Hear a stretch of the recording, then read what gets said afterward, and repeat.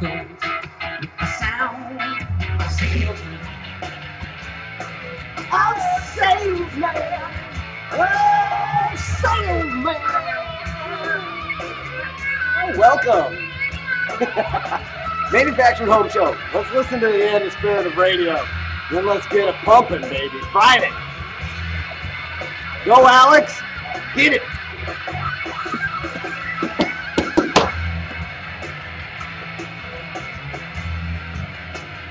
Friday.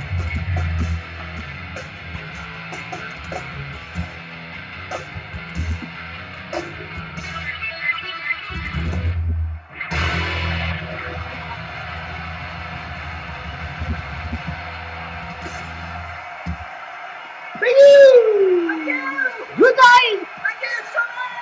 Good night. Thank you, everybody. Welcome to the Manufactured Home Show, the second ever Manufactured Home Show, because we switched over from the Mobile Home Show. We're no longer embracing that name for the webcast. Welcome, everybody. It's Friday. It's March 18th, 2011, and we made it through another tough week. So congratulations to everyone that's out there watching this. You're still alive and walking the earth. And that could be a good thing or a bad thing depending on who you are and where you are. But excuse me a moment. I really don't want to listen to that barking dog. My wife opened the door here. That's not going to work, having a barking dog in the webcast. Anyway, once again, everybody, we're in the middle of our changeover to manufacturedhomemart.com from imobilehome.net.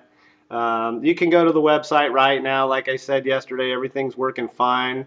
Everything's working good. Some text changes and some subtle changes that need to be changed over because some things still say imobilehome.net there. But rest assured, they are one and the same. imobilehome.net and manufacturedhomemart.com. But everything is supposed to pour over, and we should be 100% manufacturedhomemart.com. Really, imobilehome.net will completely cease to exist. It will just link over.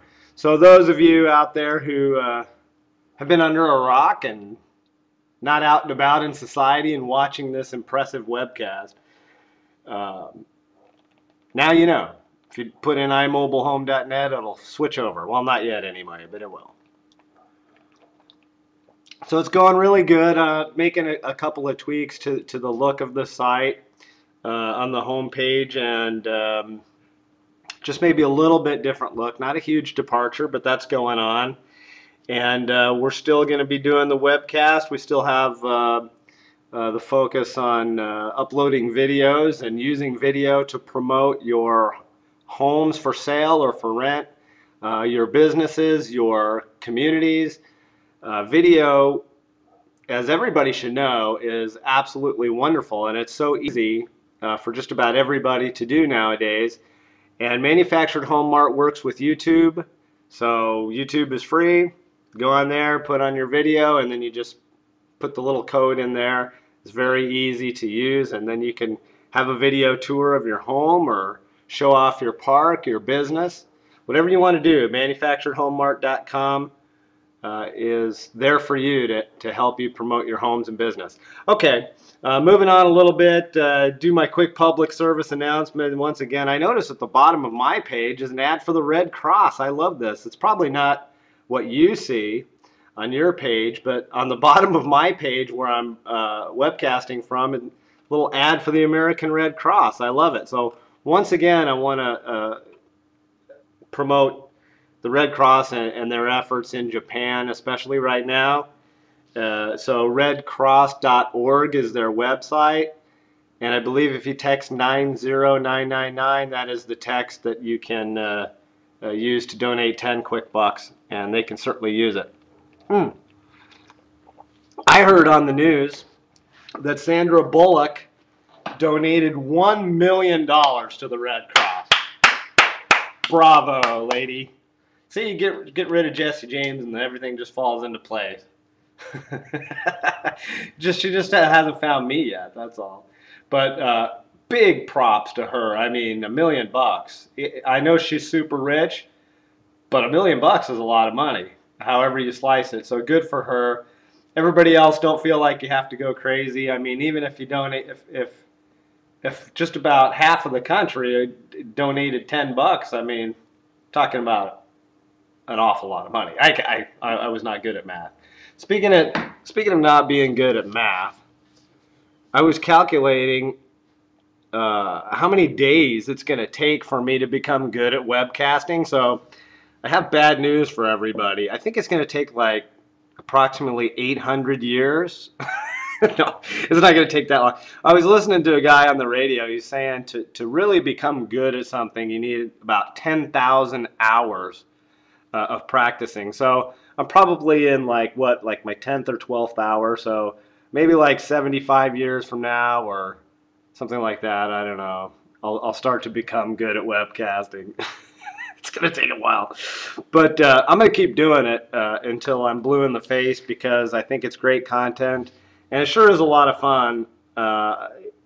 It would be nice to have somebody around to talk to more and more. Oh, that's right. I'm forgetting. If you are on, if you're live, if you're watching the live webcast, if you're watching the recorded webcast, don't call. But the phone number is pushed up on there so you can see it if it's live. Feel free to call in if you want to talk about anything that has to do with manufactured homes or anything else in the world at all. I really don't care. We're here to have fun. We're here to have a good time. It's spring break. My kids are actually 2 of my kids were awake today. I'm stunned. And my wife and brother-in-law are getting ready to get some breakfast going. And we're ready for a super duper Friday, everybody. Let's move on to a couple other things. Oh, now one more thing about Japan. Everybody support the Red Cross for Japan and their relief. You know, they're still in the middle of this nuclear crisis, and I am praying, and please everybody pray for a good outcome. I don't know what that could be. That is a pretty vague statement, but let's just pray for no meltdown and the safety of the people over there. They've been through an awful lot, and I really want to encourage everybody to offer up prayers. It's about all we can do. That and support some organizations. George Takei, I don't know if you know that guy. He used to be on Star Trek. He was Sulu on Star Trek. He is Japanese American, and he had a couple of other groups that were good, and I don't remember what they were. But George Takei, probably if you follow him on Twitter or if you look him up in some way, you might be able to find those other charities. I think one of them was Save the Children, and something about doctors around the world. I don't know, but George Takei would know. I mean, let's go with him. He's the Japanese American, and the Red Cross, of course. Everybody supporting the Red Cross, and thank you, and myself too. Oh, and also people in America. I was trying to do my part to calm people's nerves because I noticed a lot of people here stateside are getting scared, like there's going to be a lot of radiation, coming over here and we're going to get sick. It's highly unlikely. But let me tell you something. I was talking to my folks yesterday and brought up Palo Verde Nuclear Power Station. Now, if you don't live in Arizona, you may not know about Palo Verde, but Palo Verde is located about 45 miles west of Phoenix. It is the biggest nuclear generating plant in the United States. My family was a little bit nervous, like, well, what would happen if a disaster happened over there? I said, well, we will be dead. I mean, if you're that close, and if there's a meltdown, we're toasted. But listen, these type of things don't usually happen just like really fast. I mean, if you look at what happened in Japan, I mean, they experienced a 9.0 earthquake, followed by a huge tsunami, followed by, I don't know, God knows how many aftershocks.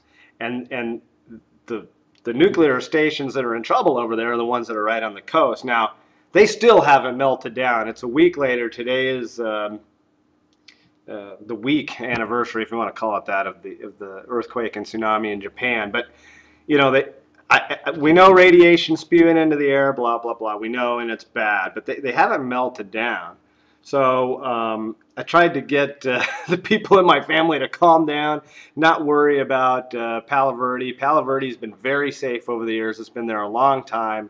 And props to those guys for taking care. I also read in the news that the United States, and definitely a prudent move, they're going to go and do some safety checking on our nuclear plants. That can only be a good thing. You know, err on the side of caution when it comes to nuclear plants. Good idea, whoever decided to check into the safety of our nuclear plants.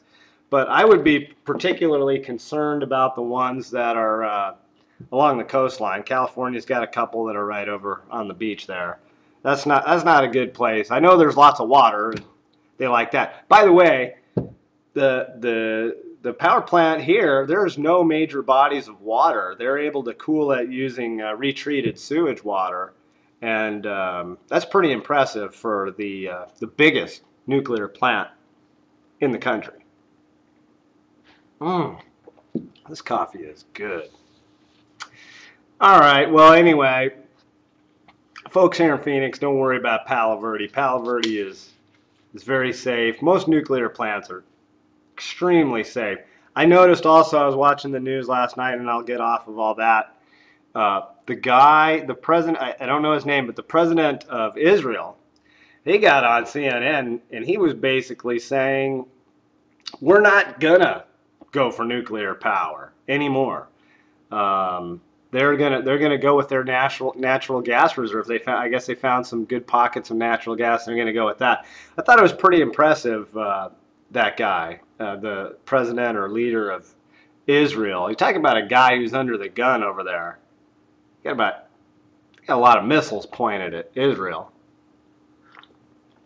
but they do a good job of keeping it together. Also, wanted to talk a little bit about the Middle East before I talk about anything that has to do with manufactured homes. You know, the manufactured home show is open to all topics. I mean, we will discuss anything here. We're not shy. So feel free, like I said, feel free to call in if you feel like it. Phone line is open. And in Libya, the big news in Libya is that there's a ceasefire. Just as soon as the United Nations approved, number one, a no-fly zone, and number two, airstrikes. The Libyans said, "Oh, we're not gonna. We're calling a ceasefire." But here's reading from it. MSNBC. This is short, so Libya declared a ceasefire and promised to stop all military operations in a bid to fend off international military intervention after the United Nations authorized no-fly zone and all necessary measures to prevent the regime from striking its own people. So basically, if you're not following this, and if you don't care, I guess maybe you could just switch off of what I'm saying too and go watch Katy Perry on YouTube. But this is a big deal, what goes on over here in the Middle East. It affects a lot of stuff, and Libya is definitely guilty of attacking their own people. Which, by the way, the other people that just yesterday attacked their own people, let me not say the word. I swear to God. Sometimes when you're doing this, you repeat words and it sounds funny. So anyway, Yemen, they were having a protest, and the army fired and killed like 31 people. Where is that? Here it is. Yemeni forces. That's on USA Today. You can read that. Oh, now it's 40 people. So security forces and government lobbyists struck protesters across Yemen, hurling rocks, blah, blah, beating them, firing rubber bullets. And anyway, now that's up to 40 people. Yemeni snipers open fire on protesters, kill 40. People are protesting. And just imagine if you're in the United States and even if you're a whack job like that wacky, messed up church that protests the funerals of soldiers and people that get killed, even if you're a disgusting, repulsive group like that church, which I wish I could remember the name of it because I'd like to bash on it, but you know who they are. Even they are allowed to peacefully protest. Just imagine if the army came out and just blew them away. I mean, I might like it. Sorry, I'm showing my opinion here in a big way, but I really don't think it's right that those people should be allowed to go and be anywhere near a funeral. They could protest, but protest like 5 miles away from a funeral of anyone. But just imagine you're peacefully protesting in the United States, and suddenly the cops show up or the army shows up, and they just train their guns on you and start blasting. Well, that's what happened in Yemen, and 40 people are dead. Now, a lot of people are getting worried the United States is getting involved in this type of stuff. I will be worried too because we're fighting in Afghanistan. We're still got a lot of things going on, and trying to help Japan and trying to help ourselves. But I think it's good that the UN stepped in and will prevent the murder of innocent people. How's that? So we need let's pray for the people over there too. Let's pray for the people that are the radical Islams to just fall off the face of the earth, because it's the radical. Be clear, people. It's the radicals that mess things up. I think your regular everyday people that live in Iraq and they're just normal sort of Islamic folks. They're following a religion just like anybody else, but it's the radicals. It's the radicals of any religion or of any faith or of any belief that get things crazy, kind of like the Tea Party. Yeah, I digress. Sarah Palin. Let me get on this real fast too, and then I'll go off of everything that has to do with my rantings. I've been going on about politics today. There was a little blurb that was talking about maybe Sarah Palin's going to move to Arizona to make a bid for like Congress because we're a red state, and her daughter already bought a house out there in Maricopa, Arizona. So there was thoughts that maybe Sarah Palin could move to Arizona and then make a bid for Senate or something. There's no way she's going to win the presidency. But I tell you, I'm not one of the insane people here in Arizona, but there's a lot of crazy people in Arizona that would vote for Sarah Palin, probably for Senate. So that's kind of a scary prospect of Sarah Palin representing the state of Arizona. That will not fly. I will come out and run for senator against her. I'm telling you right now. All right, let's talk. Let's shift gears here. Let's talk about a little bit about manufactured housing, and then we'll go about our weekend and have some fun. I hope everybody had a great St. Patrick's Day yesterday.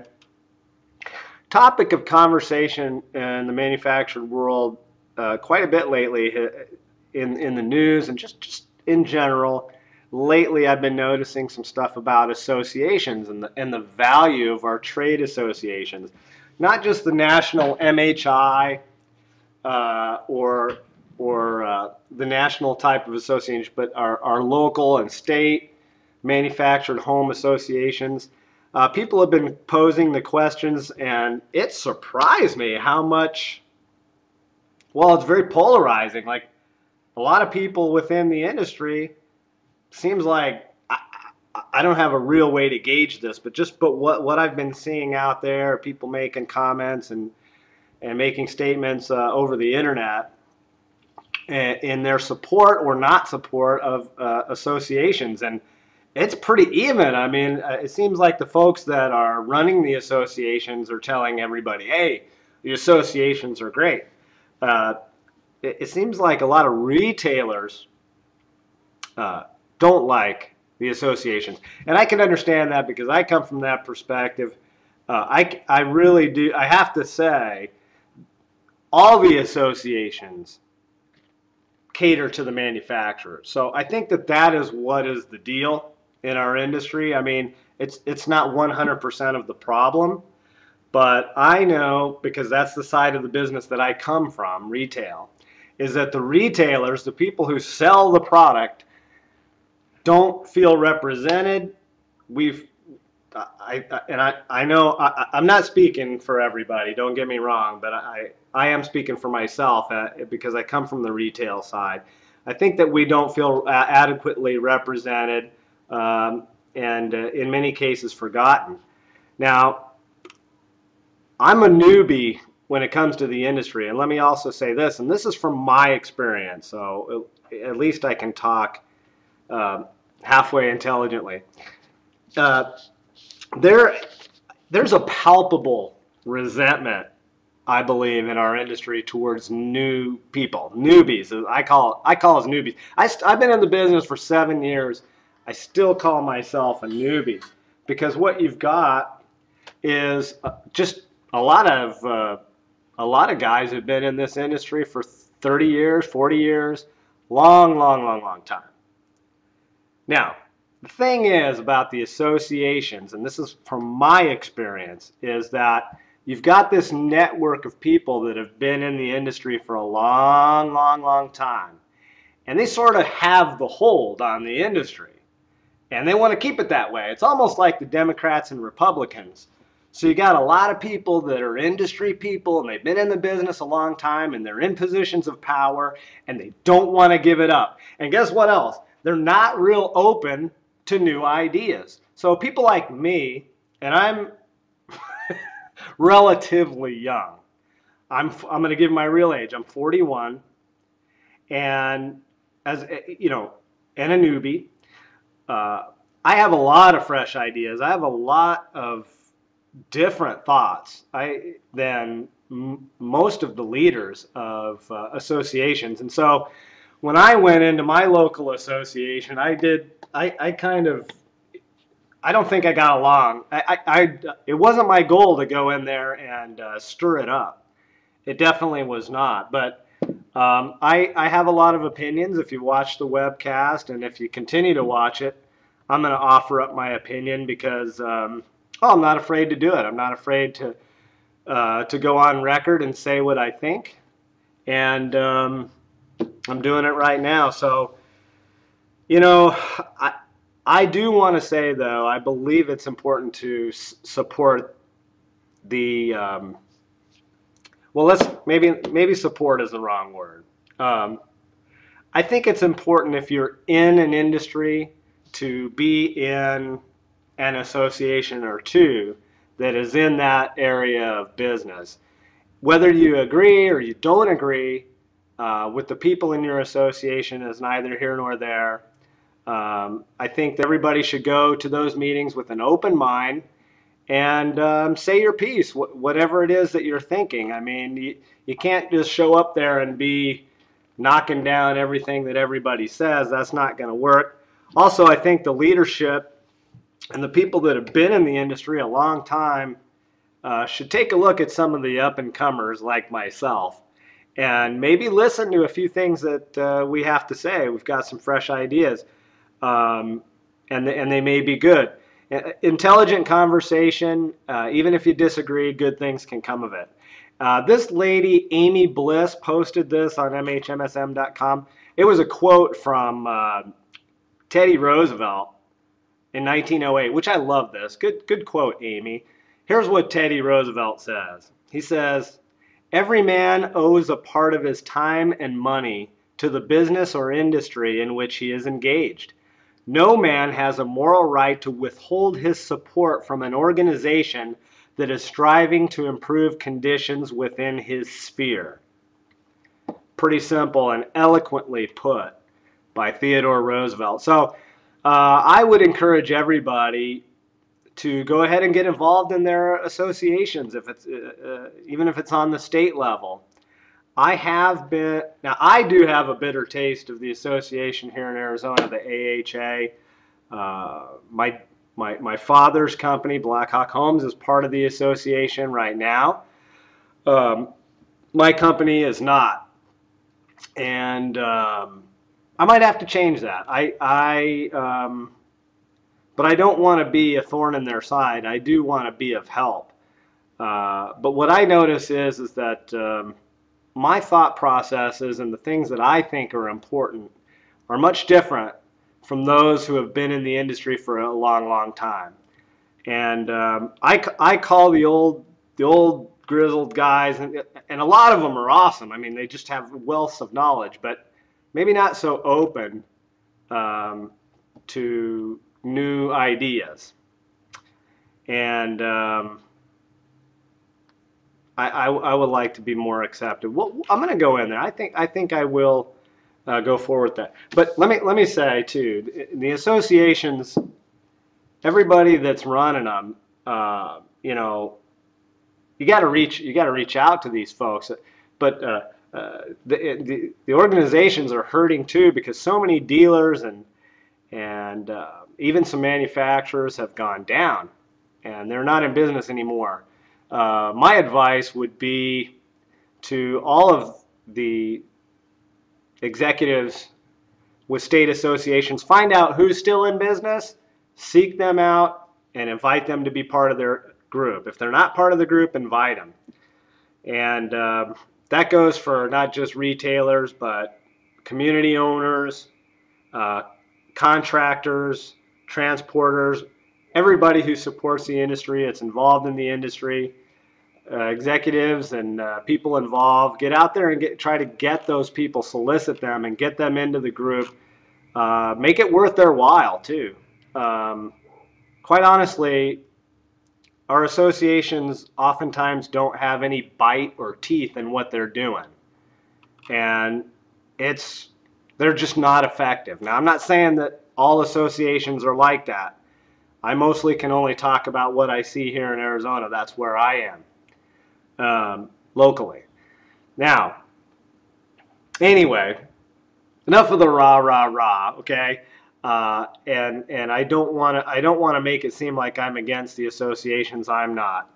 But I just think that people need to keep an open mind when we're talking about different things, and be open to new ideas. I think a lot of the ways that we do business are gone. You know, the idea of having a retail store, like here in Phoenix, Arizona, for example, having well, you know, a dealership that people walk up to, a street dealer. That age is almost gone. Now, I'm not saying that people should not have them, because it's a good thing, but if you look at what's happened, like, so many retailers have been wiped out. And so the landscape is totally changing for the way that we sell manufactured homes. So collectively, we should all put our heads together and figure out what's the best way to do that. Is the best way to have street dealerships like the old days? I don't think so. I'm not saying it's bad, but that's not the only thing. And definitely what I've seen in my dad's business, you know, we moved off the sort of street dealership type of thing, and now it's quite different. But the fact is that my dad's company is still in business. They're not out of business like so many are, and getting things going and staying afloat, so that when we get to the other side, when things do start to improve, which, by the way, in so many markets they have not. When things start getting better, my dad's company will be in a good position. All right, I blabbed on a lot today. I'm sorry. Where am I at here in terms of time? I really went off the deep end today. Oh my God, 29 minutes. I'm wrapping it up, folks. Sorry about blabbing on. I encourage everybody to join their state associations, make your voice heard, and that's it. That's it. Have a great weekend, everybody. Manufacturedhomemart.com. Go on there, sell your manufactured homes, look to buy them, promote your business, promote your communities. I'm telling you, it's the best thing out there. Better than, well, you know who. All right, everybody, peace. Have a great weekend. Thank you so much.